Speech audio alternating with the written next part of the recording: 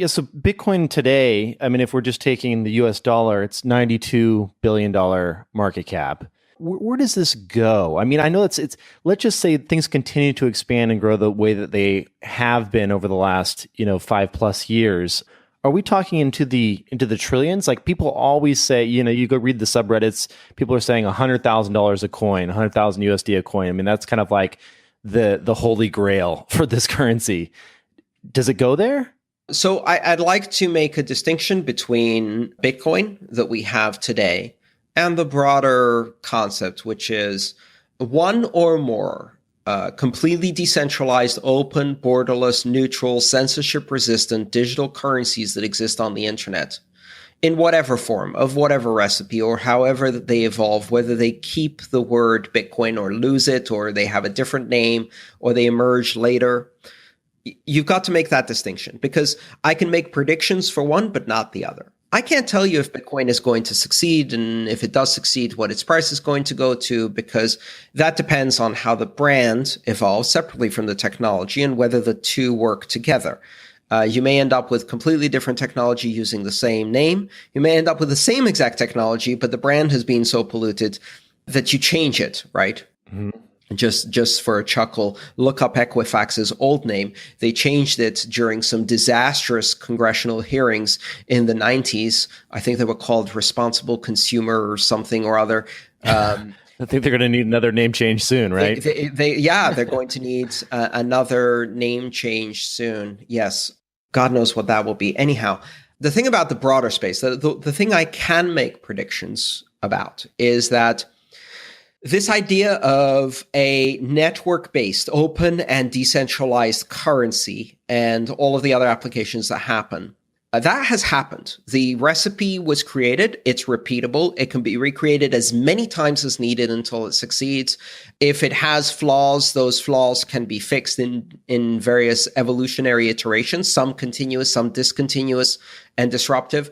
The bottom line is the world needs that. The world needs an open, public, neutral economy that's not, being kicked around because of geopolitics or used as a tool for surveillance and control.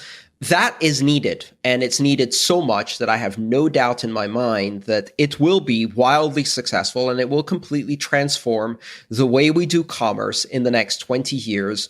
Absolutely. And it's going to transform in ways we can't even expect. And that thing will underpin trillions of dollars of economic activity. Whether it's Bitcoin, and we still call it that, I don't know.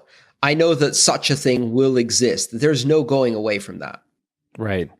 You mentioned replacing these transactions. Like, how do we fix? I mean, Visa is probably an order of magnitude larger in terms of transactions per second versus 5. Bitcoin. 5. Okay, so 5 orders of magnitude larger. Wow. Okay, so yes, massive. 4. So yes, how one of the issues I see today, and I'm curious to get your take on how we fix this, is if I go walk up to a friend, I want to buy something from him. I send him, a Bitcoin. It's going to take me 10, 15 minutes to get the confirmations through. Like, if you can't do that when you're trying to check out at a Whole Foods, right? Like, how do we do that? Is that sidechain? Like, how do we fix that problem? Well, I think it's important to clarify a couple of things. First of all, the 10-minute time for Bitcoin confirmation is what we call clearing time. That's the time it takes to clear the transaction and settle it. Settlement on the Visa network is 30 days. It's not instantaneous. So your merchant doesn't actually get cleared funds in their account until sometimes even more than 30 days. So let's compare the two. In terms of transaction authorization and propagation, which is I signed the transaction, it's circulated, the network knows it happened.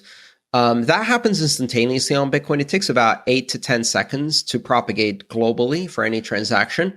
And then it clears within 10, 20, or 30 minutes, depending on how much security you want. Is that a confirmation? That's the confirmation, but you don't need the confirmation to say that you've done a retail transaction, just like you don't need a signature to buy a cup of coffee at Starbucks, because the risk of fraud for that is so low, and the hassle of moving, the desire to move customers quickly through the checkout line.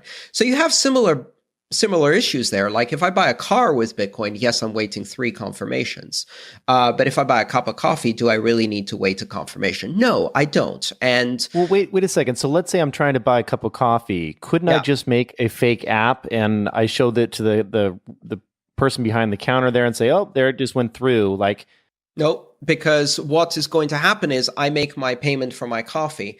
The merchant's point of sale system should see that Bitcoin transaction propagating around the world, receive it, see that a payment has been made, can do some additional checks to make sure that the inputs haven't been double spent, and at the same time, the fee is high enough. There's no competing transactions trying to double spend the same inputs. Bottom line is the merchant verifies their receipt of that money themselves. They don't depend on you showing them anything. And that happens within, as I said, 8 to 10 seconds. but does that scale though? Like if we threw, the Visa transaction volume at it. Absolutely. Absolutely. In fact, that scales much better than the long-term recording on the blockchain. What is that called, though? That's not called a confirmation then, right? No, that's just the propagation. That's just authorization and transmission of the transaction. Why don't we see that? When I go and, like, say I use a Coinbase or a Bitcoin wallet and I send something to a friend, why doesn't it say that it's starting to propagate and show me the status of that? Or does it and I just don't look for it? It does. And you've got to realize that when you're using Coinbase, you're not using Bitcoin. When you're using a custodial exchange, they are sending a transaction on your behalf, and they may batch it, delay it, or do whatever. If you're using your own Bitcoin wallet and the other person is using their own Bitcoin wallet, decentralized, remember, then the moment you send it to them, 5 to 10 seconds later, they should see that transaction. It doesn't matter where in the world they are. They're going to say incoming balance, 0 confirmations, but still they'll see a payment has been made. And merchant point of sale systems, which are more sophisticated, those wallets will check and do some additional checks to see how much they trust that transaction. So that's one aspect of the whole scalability issue. But I think the other one that I find much more exciting is to understand that Visa and Bitcoin are following 2 completely different development curves. Visa has grown its transactions per second in a linear fashion for the last 50 years. Bitcoin is growing in an exponential. And what happens when you compare an exponential to a linear? For a very long period of time, the exponential curve in a very shallow way is climbing below the linear curve.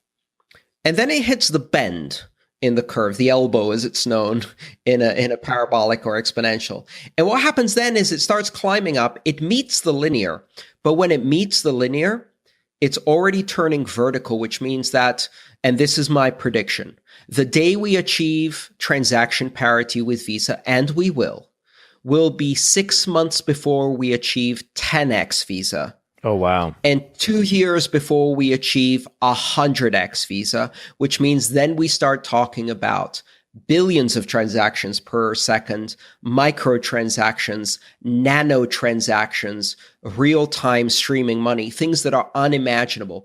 And you see, the thing is, they stay on the linear curve because the architecture itself is the predeterminant for that curve. So how do you do that in Bitcoin? Largely, you do it as we have with other protocols by going up the protocol stack. So all of the innovation is not happening in IP anymore. It's happening in Speedy and TCP and HTTP and WebRTC and things like that. And for the same reasons that IP and TCP on its own couldn't scale for voice and video, and the thing we're doing right now, which I was told in the 90s when I was at university, could not be done. And that the internet would never scale because packet switch networks were not capable of delivering the scalability of the telecommunications circuit switch networks. Well, we ate their lunch, and we're about to see that exact same history repeat. Lightning Network, payment channels, side chains, additional layers are capable of doing first tens of thousands of transactions per second, very close to parity with Visa, and then millions, and then billions of transactions per second. Now, none of these get recorded on the Bitcoin blockchain directly. What happens instead is that you have a trust platform underpinning the network, and it allows you to resolve disputes. Think about it a bit this way. If you do a contract with someone, you don't expect it to take it to court. 99% of contracts will be handled by two private people amongst themselves. You only need to take it to court if a dispute that is not resolvable arises.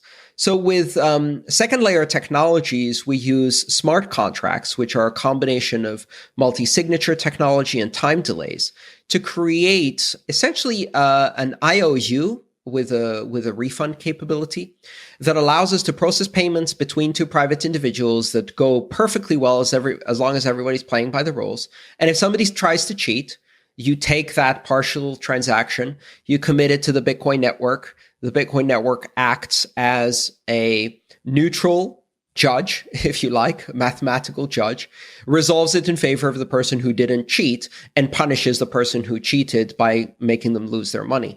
And once you get that technology in your mind, you're like, oh, okay, well, now we can do billions of transactions per second. Interesting, because it's completely, you're not really having to write it out to the actual blockchain itself almost 99% of the time. Right. And I like the idea that the prevailing wisdom today is that blockchains can't scale. And not just can't scale within the context of a single blockchain, but just generally, which is a very bad overgeneralization. It is akin to horse buggy manufacturers sitting on the side of the road, pointing at the automobile that is bogged down in a muddy, rutted horse road and going 3 miles an hour and breaking down all the time, pointing at it and laughing and going, this will never work. I love that. Keep thinking that way, please. The banking industry needs to remain complacent for 10 more years. Just like the telco industry when it was faced with the internet. Smug and complacent, here we come. That's right. One question about the transaction volume on Bitcoin. Obviously, when you talk about Visa transaction volume, you're talking about actual purchases and exchanges that are happening. How much of the transaction volume that we see on the Bitcoin blockchain is, hedge funds and day traders, and do we know, or is that just impossible to tell? It's impossible to tell. But I think the really interesting things happen when you are able to open up new levels of scale, which create the possibility for new types of applications. One of the talks I did, for example, which is called Streaming Money, is about the idea that a lot of the payment networks we have today are batched. And they're batched because that's the fastest we can do. And it's also the smallest unit of payment we can do. But what happens when you can make payments that are equivalent of 1,000th of a penny, and you can do 10 payments of those a millisecond? How does that change the way you think about money? And what it does is really it changes it from a batch medium to a streaming medium. Just like we've seen streaming music, streaming video, and things like that. They fundamentally alter the medium. They don't just change the way you transmit it. They change the way it's produced, consumed, and used, and create new formats entirely, right? Because you just change the time scale. And so that's what's going to happen to money. We're looking at a completely different time scale. And what happens when you do micropayments at millisecond scale is you start thinking about automation, you start thinking about software agents, you start thinking about ad hoc relationships. Let me give you an example. If there's no cost to doing that, how about I get into a car that's a rental car, and as long as I'm driving faster than 5 miles an hour, I'm paying a stream of money to an insurance company that is insuring me by the second. Mm-hmm. And as soon as I step out of the car, I'm no longer being insured. I get back into the car, I'm now being insured on a per second basis. Why not? Yeah, I love that. I also love that. That's been the promise of kind of paywalls on the internet for a long time, to think that I can then send like real-time money to articles that I'm enjoying or reading, so we don't have to be so dependent on advertisements. Exactly. Could be fascinating. It's absolutely. And I talk about that in a talk I called Re-Decentralize the Web, which is the idea that payment systems themselves have become the nexus for centralization around web services. And a lot of the web companies